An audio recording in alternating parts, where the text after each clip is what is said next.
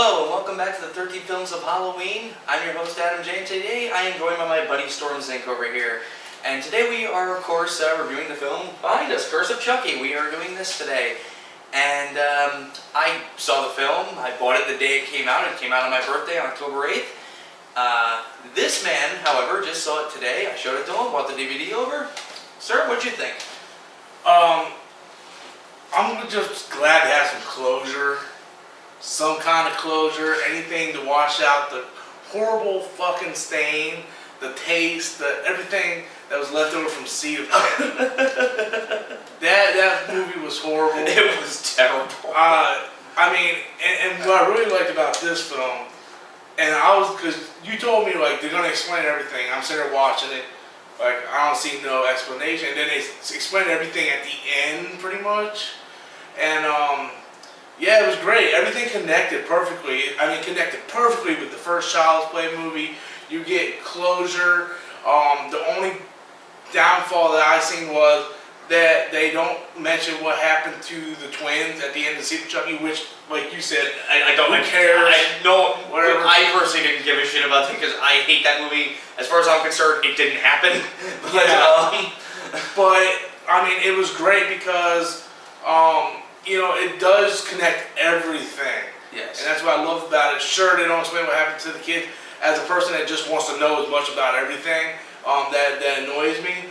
But I'm not upset by it. I think when it comes to placement, Curse of Chucky, it goes Child's Play 1, 2, and then Curse of Chucky. Okay. For me, actually, I loved this movie. Before I even bought it, I actually watched this online, and I was actually just amazed by how much Don Mancini took this back to his roots, instead of just making it self-aware comedy like Seed was, because that's all it was. It was just a straight comedy, and it was fucking terrible. Yes. The only worthwhile thing in the whole all throughout Seed was Brad Dourif as Chucky.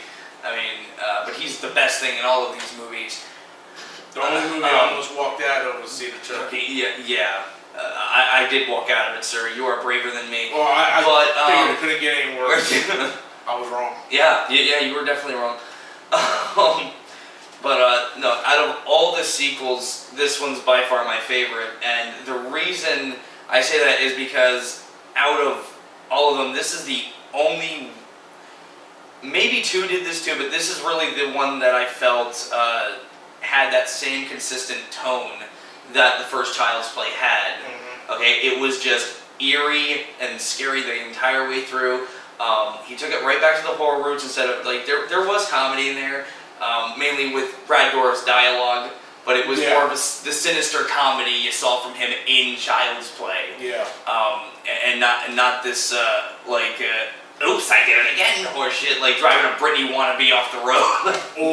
or taking a turkey baster and his vagina. Oh god, don't. Let's just forget that, okay? Let's just forget it happened.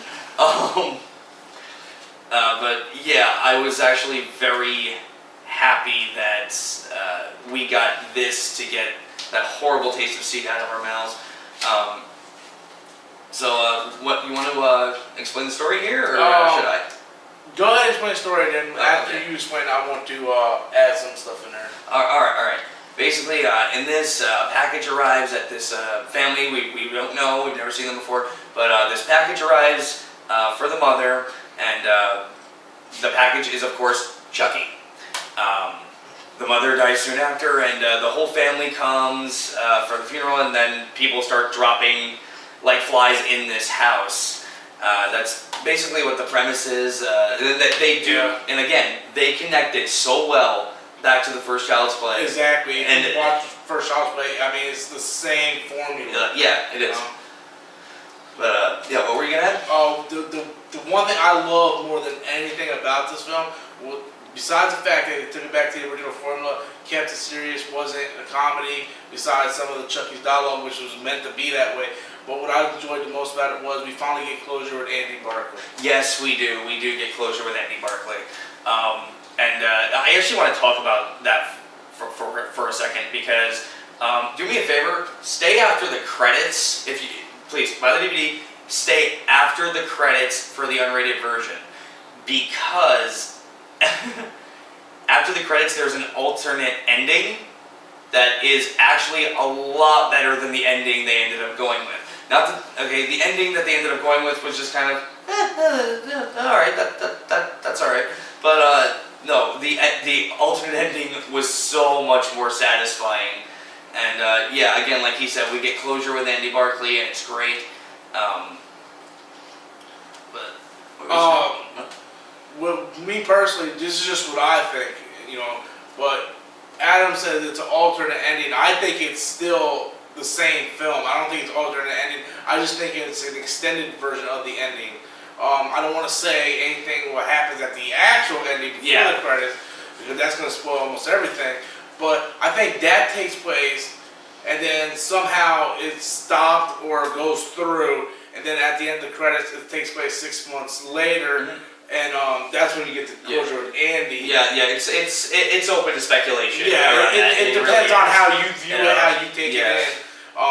And I know Child's Play fans will be debating that for a while because it's and that's good because it makes you think like, where the hell does that fit in? Where does this fit in? Yeah. And this movie does a lot of that, like where does these pieces fit in, you know, like I even asked you in one scene, I'm like, does this take place before the toy store? And you're like, well, no shit, you know, but then you see it, like, it takes almost exactly right before the toy store. So, you know, that's pretty good that way. I enjoyed that. Yeah, with in terms of the acting, I thought that the actors here all did a pretty good job for the most part. For B and C list actors, like we were watching it, and I'm like, this chick looks fucking familiar, and I'm sitting there thinking, I'm like, the blonde nanny in the film, yeah, the blonde nanny. I'm like she looks familiar. I'm like, boom, ninjas versus cheerleaders, or not ninja versus cheerleaders, but ninja cheerleaders, and he looks at me like, why the hell, A, do you know that? And why did you watch that? And I'm like, look, man, I was on Netflix, I was bored, so I skimmed through it. And I remember her because she had a lesbian scene in Ninja Cheerleader. And so I quickly ran and got my iPad, pulled it out, and I searched the movie up, and sure enough, I'm like, look at it, I told you, it was Ninja Cheerleader. And so, yes, I'm a sad piece of shit for knowing that, but at least I know that. So, not too many people, you know, will get that. No, besides Brad Dourif as Chucky, because we know in every Child's Play thing, he's the best for anything in each movie. But aside from him, his daughter plays the main character. Fiona Dourif plays the main character, Nika, in this film. And she's great. She's really good in this film. And I thought that the dialogue between her and Chucky was hilarious. I thought her very last scene with Chucky, I thought that was great. It was. It was awesome. I didn't expect something like that. No, so I didn't either. I didn't either. The rest of the actors are pretty good for, you know, a movie like this. Like, for whatever reason, okay, C got a theatrical release, this got a DVD release. What the fuck was that? But I think had a lot to do with the fact that C did so horribly. They were afraid to put it back. But yeah, I think Dom Mancini pretty much just went, okay guys, listen, you got me. I done fucked up with Seeing Chucky. Okay, let me make it up to you. Yeah. Here you go. Dingly, dingly, dingly, dingly. And I hope C doesn't defer from original Child Play fans from going to see this one, because you need to see this one. And I heard a lot of, like, when the trailer was first released on YouTube, a lot of people wrote in the comment box, why does Chucky look like a girl? Why does Chucky no, you they find out They why. do explain that. Yes, they explain that.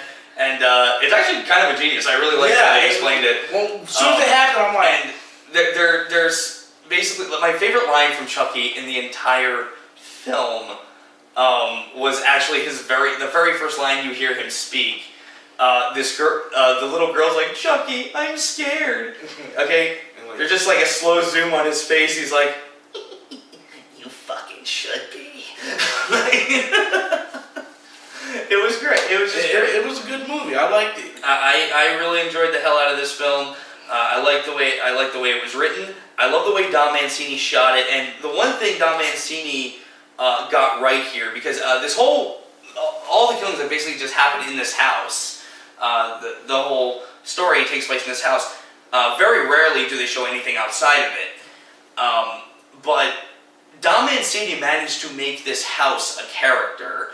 We see the actors and everyone using this house to their advantage. Like, there's an elevator that, there's a power outage and a lightning storm. She's going to be stuck on this elevator, this paraplegic girl that Fiona Dorff's playing. There's, this creepy-ass attic. There's a creepy basement. There's a lot of shit in this that helps make this a very unique kind of set. And I think all the actors really used it to their advantage. And I watched the making of this movie on the DVD, and apparently most of the house wasn't even real. Oh, really? Yeah, like a lot of the house wasn't even real. Like, it was on a set. A lot of it was green screen around the house. Yeah, it was. Then that's it was creepy damn as good hell. green Oh, screen. damn straight. It was very good. Do you have anything else to add? No, just one ridiculous part I forgot to mention. There's a scene where the dude gets knocked out by getting ran over by the shins. I thought it was ridiculous. Oh my god, yeah. That was the only stupid thing that really stood out as like completely ridiculously could never happen. But on the other hand, there are some pretty cool death scenes in this too. Yeah. Like the way the blonde nanny gets done was hilarious. yeah, it's eye popping. It's very eye popping, as is the other one. There's a lot of eye popping scenes. Yes, very. And now you think about it, yes, that's right. To be honest with you, I'm probably gonna buy this tomorrow on Blu-ray. Good. So I mean, I was looking at it before, but I was skeptical because I heard mixed reviews. But after seeing it, yeah, I'm probably gonna go out and get it on Blu-ray now. Yeah, this is definitely a movie worth buying if you are a Child's Play fan. Although I will say this, if you're not a fan of, I'd say the first two films, this isn't gonna change your mind. No. So again, you have to have a love for the first and the second installment to really enjoy this film. So yeah, that being said, Curse of Chucky, it's very well directed, very well written considering how horribly the last film was written, and it's the same writer as Seed. It's still Don Mancini, and same director, Don Mancini. So yeah, that was very surprising. The performances he got out of the actors was like, especially he wasn't running with A-list talent, so exactly. I'm sure he freaking called just like SAG and went, okay, $600 for this person, $600 for this person, because this was not this did not have a big budget. All right, and there are a couple scenes where you look at it and you're like, okay, yeah, this is definitely limited by its budget. Yeah. But other than that, the film works very well for what it is. If I had to give it a rating, only because I felt the ending was a little lame. Like I understand how we needed it because it had to connect to Seed of Chucky in some way, but I hate Seed of Chucky so much. It's part of the lore of it. You can't. I mean, it's like Rocky V. You can't pretend like it didn't happen, even though we all love to. Or Die Hard 5. Yeah. Oh, Jesus. It happened, man. It happened last year. I didn't want it to happen. It happened this year. Well, maybe it's so bad I thought it happened last year. We wanted it to happen. We let it happen. Why? Because we're morons. We keep paying for the tickets. It's true. It's gonna be okay. Die Hardest rock on. But yeah, overall, very good film. If I had to give it a rating, I'd give it a B+. So far, probably, again, it's my favorite sequel to the first film.